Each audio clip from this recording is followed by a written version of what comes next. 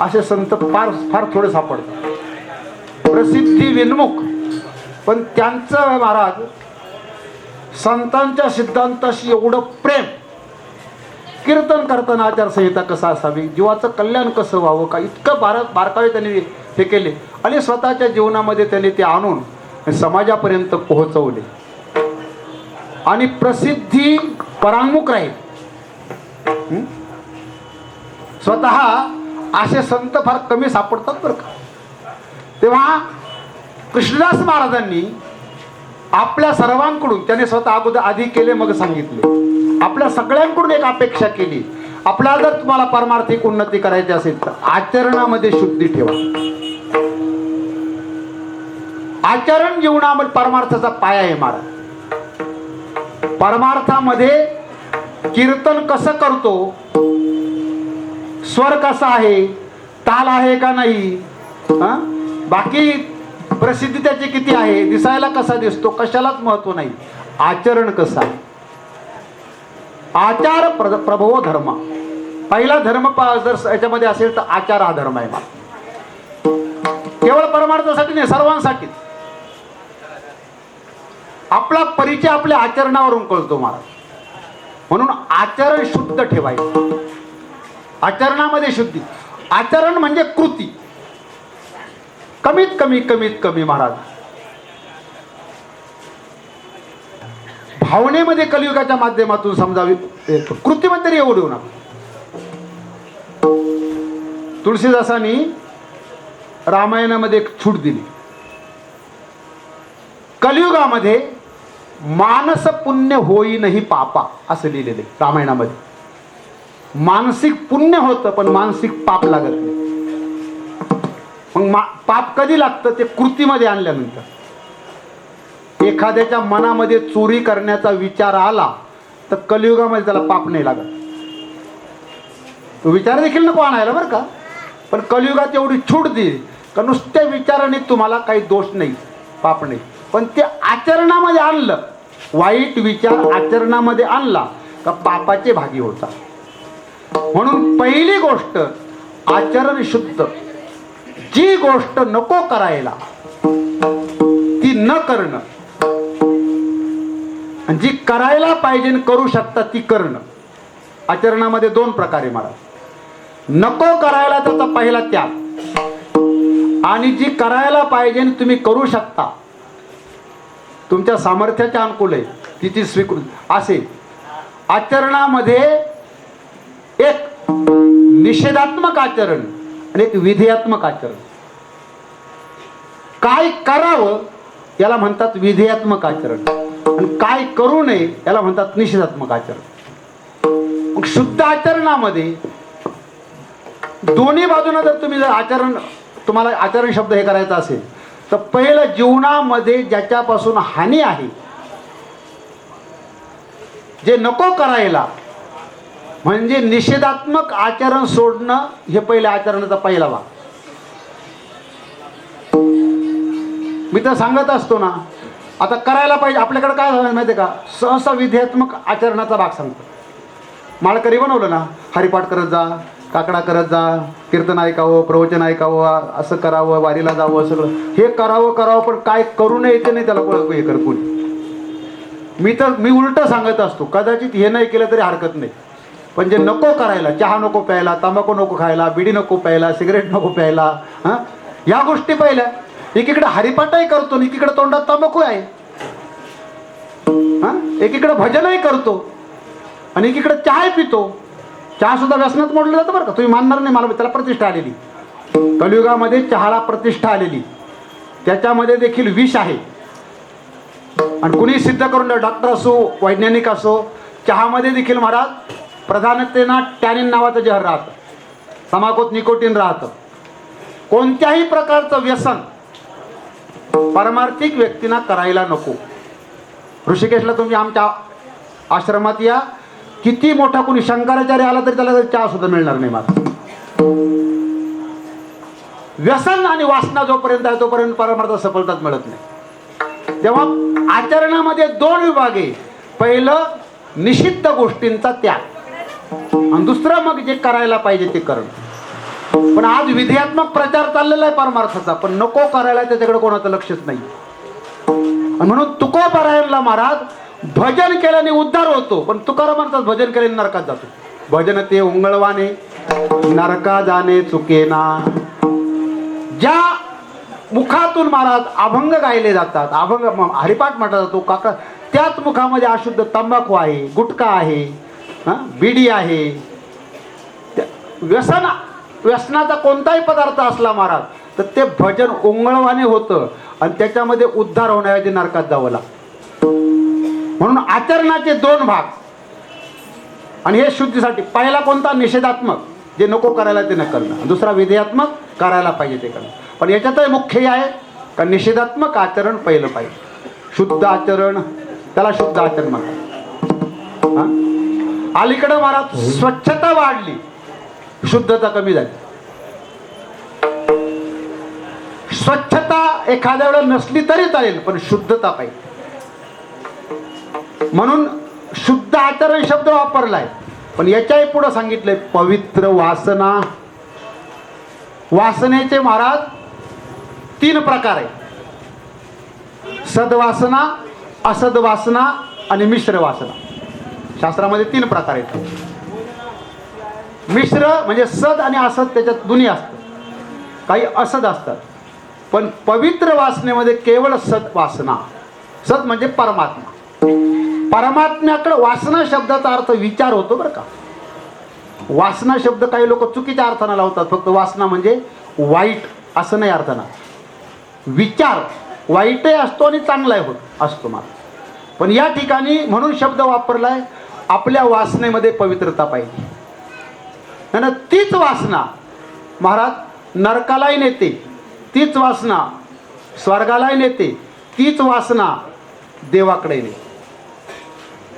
महाराज सद्वासना स्वर्गप्राप्ती, असद्वासना नरकप्राप्ती, मिश्र वासना इतर योनीमध्ये जातो, आणि पवित्र वासना देवाकडे नेते. म्हणून वासनेच्या प्रकारामध्ये आपल्या जीवनामध्ये वासना प्रत्येकाची आहेच महाराज. वासनेमुळे जन्म झालाय, जन्म घेणे लागे वासनेच्या संगे. वासनेमुळे जन्म आहे. म्हणून आपल्या सर्वांना पहिली गोष्ट ही करायची, वासनेमध्ये पवित्रता पाहिजे. वासनेमध्ये म्हणजे विचारामध्ये. विचार पवित्र पाहिजे, शुद्ध आचरण पाहिजे, विचार पवित्र पाहिजे, आणि तो मनामध्ये उपजला पाहिजे. कारण आत असेल तर उपजल ना. वासना महाराज आत कशी आहे ती आतल्या आत कळत नाही, क्रिया केल्यानंतर कळते. कर्म कर्त्याचा परिचय. मनामध्ये पवित्र वासना येण्यासाठी काही लोक म्हणतात महाराज आमचं मनच फार अपवित्र आहे, संकल्प वाईट वाईट विचार येतात, हे करतात. खरं सांगू का, मन पवित्रही नसतं ना मन अपवित्रही नसतं. बार काय नाही का बरं का. आता विचार, तुम्ही ज्याला पसंत करता तिथं मन लागतं, तुम्ही ज्याला नापसंत करता तिथून मन हटतं. जसे तुम्ही तसं तुमचं मन. आपण आपल्याला चांगलं समजतो आणि मनाला दोष देतो. मनामध्ये जर तुमच्या मन वाईट येतंय याचा अर्थ तुमच्यात वाईट आहे. म्हणून पहिलं तुम्ही तुम्हाला बदलल्याशिवाय मन बदलत नाही. मला स्वतःला जर बदललं तर मन बदलतं. मग मनामध्ये जर महाराजांनी सांगितलंय उपजो हे मना सर्वदाही, पवित्र वासना सर्वदा माझ्या मनात उपजो द्या असं भगवंताकडे मागणी करतात. पण हे कधी होईल, तुम्ही स्वतः पवित्र बनले तर. आणि पवित्रता फार महत्वाचं आहे महाराज. पवित्र वासना, पवित्र तन रखो पवित्र मन रखो, पवित्रता मनुष्यता की शान है. जो मन वचन कर्म से पवित्र है वो चरित्रवान ही यहाँ महान है. वो चरित्रवान ही यहाँ महान है. पवित्र मन रखो पवित्र तन रखो, पवित्रता मनुष्यता की शान है। जो मन वचन कर्म से पवित्र है, जो चरित्रवान ही यहाँ महान है, जो चरित्रवान ही यहाँ महान है।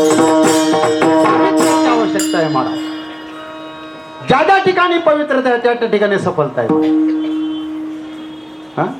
म्हणून आईचं स्थान पवित्र आहे, पित्याचं स्थान पवित्र आहे, गुरुचं स्थान पवित्र आहे, परमात्म्याचं स्थान पवित्र आहे, गंगेचं स्थान पवित्र आहे। आता गंगा नाही मिळत तर गावरान गाईचं गोमूत्र आहे ना, त्याच्यात गंगा असते। गोमूत्रे संस्थिता गंगा गोमये कमलालया, पवित्र आहे मला। आणि जिथं पावित्र्याचा संपर्क आला मग आपण पवित्रच वासना तयार होते मला। म्हणून पवित्र वासना निर्माण झाली, आचरण शुद्ध झालं आणि ती वासना पवित्र मनातून उपज निर्माण झाली, मनातून बाहेर यायला लागली, तर आपल्याला आपल्या जीवनामध्ये महाराज कल्याणाला सुरुवात होते। आणि अशी जर पवित्रतेची धारणा जर नाही केली तर मग आपली गिनती महाराज जे व्यर्थ अनगिनत जन्म गेलेले ना त्याच्यामध्ये होईल महाराज। पावित्र्याची धारणा नाही केली तर मग महाराज रोज कितीतरी जन्मतात आणि मरतात। काही आईच्या पोटातच मरतात, काही जन्मताना मरतात, काही दिवसाचे मरतात, काही महिन्याचे मरतात, काही वर्षाचे मरतात, काही बालक मरतात, काही जवान मरतात आणि म्हातारपणी मरायच्या शिवाय काही राहतच नाही मला का काही राहत। मग अशा मरणामध्ये आपल्याला जायचं नसेल, जन्माला आला आणि मेला एवढ्यासाठी जन्म नाही मिळाला मला, मरायच्या अगोदर पवित्र बनला पाहिजे। म्हातारपणी मरायचं राहत नाही काय म्हटलं, काय म्हातारा लोक इथं म्हाताऱ्या लोकांची संख्या जास्त आहे, काहीला वाटलं महाराज वास्तविक राहतं महाराज, मरावं असं कोणाला वाटत नाही, महाराज मेल्याशिवाय जमत नाही महाराज, मरावंच लागतं। मरायच्या अगोदर पवित्र बनणं गरजेचं, नाहीतर पण तरीही पावित्र्याची नाही धारणा कर। मी त्याच्या कायविधाने वर्णन केले ना, अवस्था कशी होते म्हातारपणी, पवित्रता न धारण केल्यामुळं आणि भगवत प्राप्ती न केल्यामुळं महाराज वासना पवित्र नाही, आचरण पवित्र नाही मनामध्ये, आणि नंतर मग जन्म मरण कसं बिघडतं शेवटच्या अवस्थेमध्ये। त्रुक त्रुक नाही तेज दे जब डगमग पग पग मग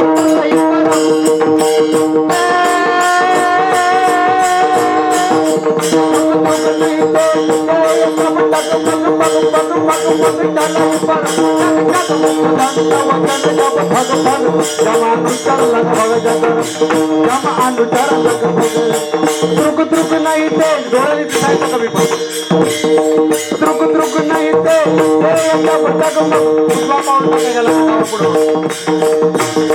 त्रुक त्रुक नाही ते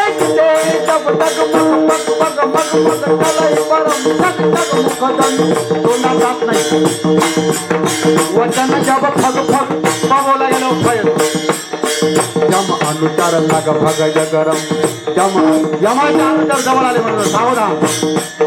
जीवन व्यर्थ जायचं नसेल तर पावित्र्याची धारणा जीवनामध्ये गरजेची आहे। म्हणून प्रतिपादन कृष्णदास महाराजांनी केले महाराज, असंख्यात आले आणि गेले, पण पाप केल्यामुळं पावित्र्याची धारणा न केल्यामुळं अधोगतीला गेली। त्याचं प्रतिपादन अभंगाच्या 3ऱ्या चरणामध्ये गेले। जन्म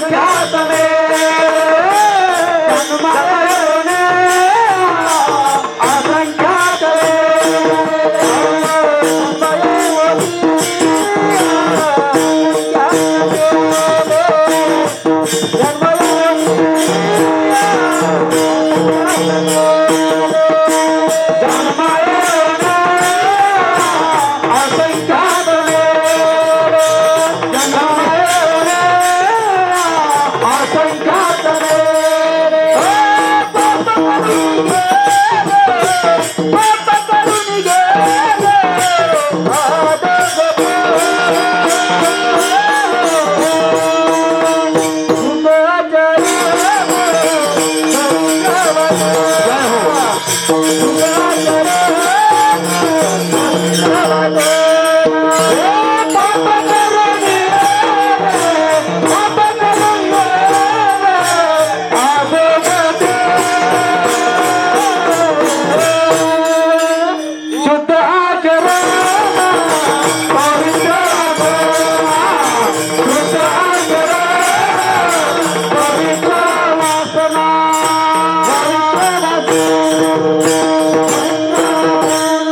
शब्दांकडे बारकाईनं लक्ष द्या. कृष्णदासजी महाराज सांगतात, जन्मा येऊन असंख्यात आतापर्यंत जन्मले आणि मेले आणि अधोगतीला गेले, त्याला ते कारण सांगतात, पाप करून गेले अधोगती. महाराज, कलियुगामध्ये पुण्य करणं सोपं आहे, पाप सोडणं अवघड आहे. बारकाई नाही का? कलिकालामध्ये पुण्य करू शकाल तुम्ही, थोडी बुद्धी चांगली असेल, देवानी पैसा दिला असेल, चांगले चांगले कामं करतात.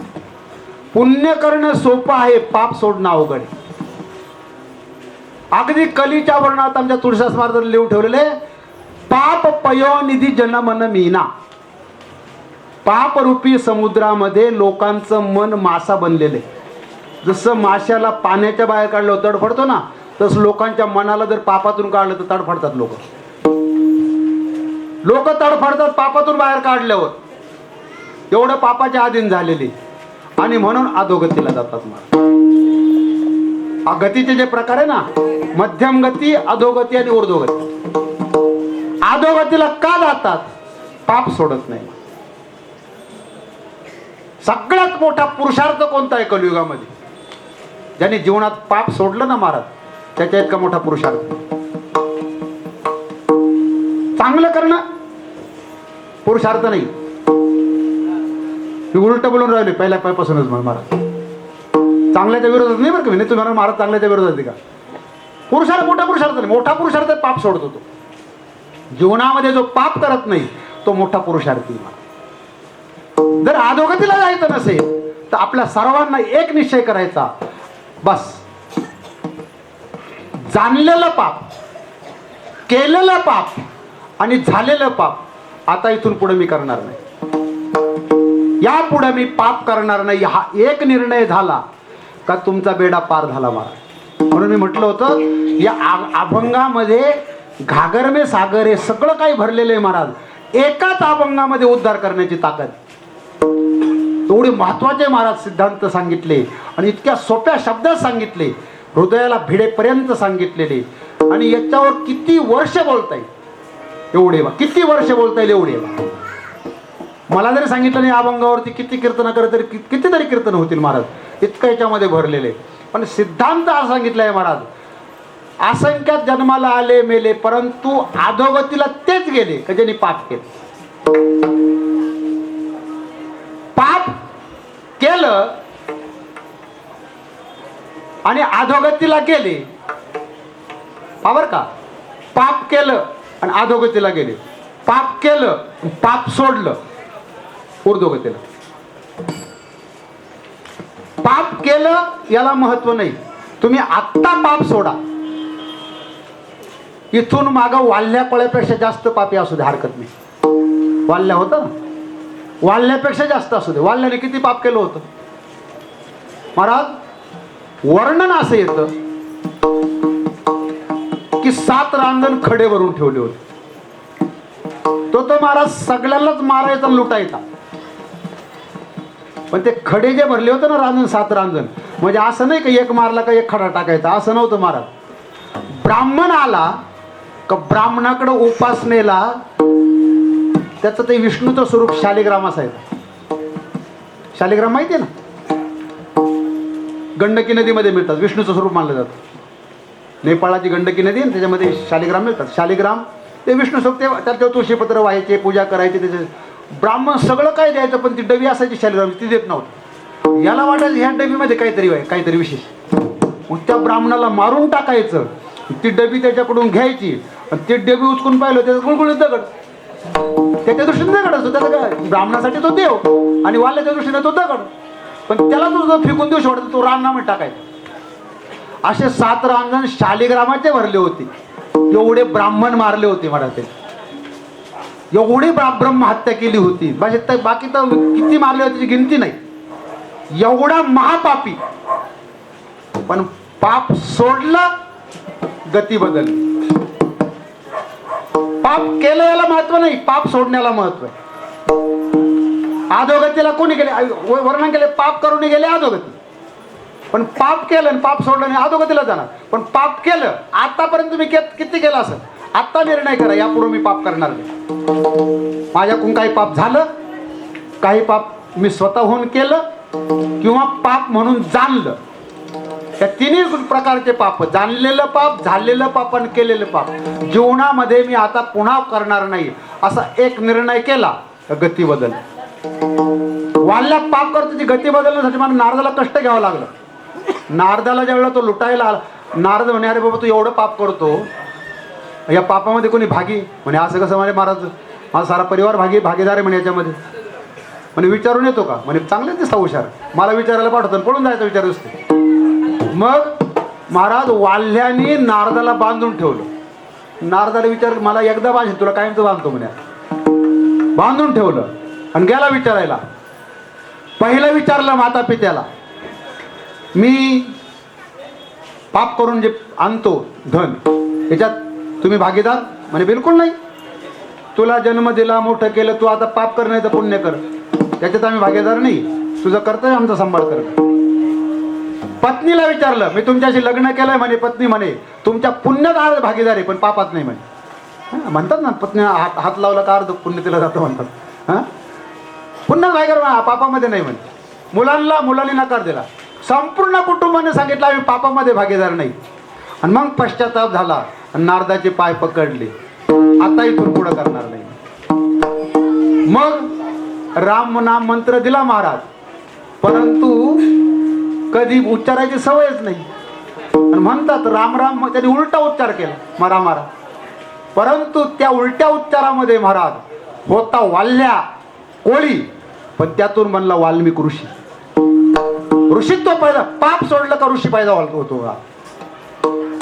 पाप केलं का महाराज हत्यारा अधोगती, पण पाप सोडलं का त्यातूनच ऋषित्व पैदा होतं. एवढी ताकद पाप सोडण्यामध्ये. वाल्ल्याचा वाल्मिकी ऋषी बनला, एवढी ताकद. म्हणून अधोगतीला जायचं नसेल, एकच निर्णय करायचा, आजपासून पाप करायचं. कारण पापाची फलश्रुती सांगितली, पाप करून गेले अधोगती. आणि असं आपलं जीवन अधोगतीला जाऊ नये म्हणून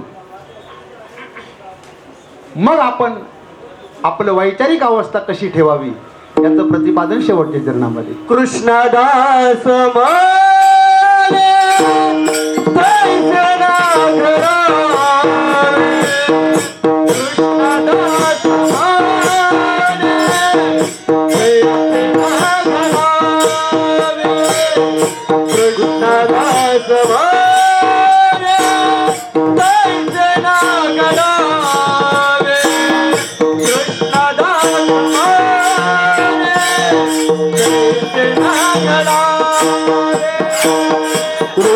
Oh,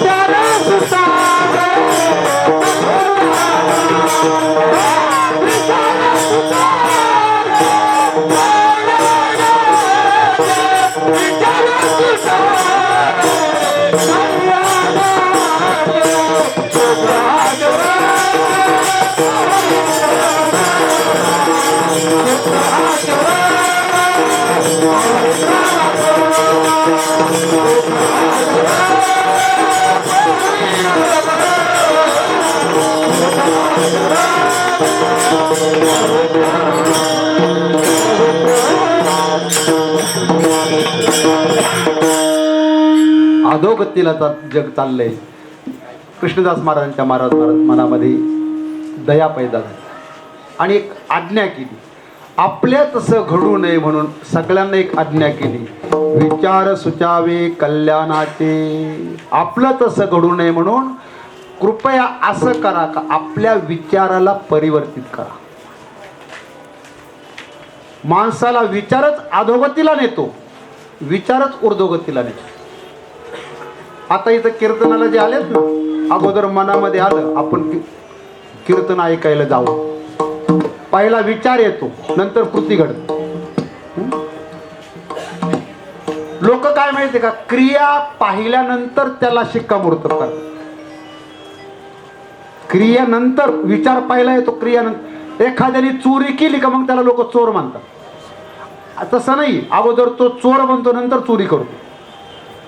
मी काय सांगतो बरं काय ना, अगोदर तो चोर बनतो नंतर तो चोरी करतो, पण लोक चोरी केल्यानंतर त्याला चोर मानतात.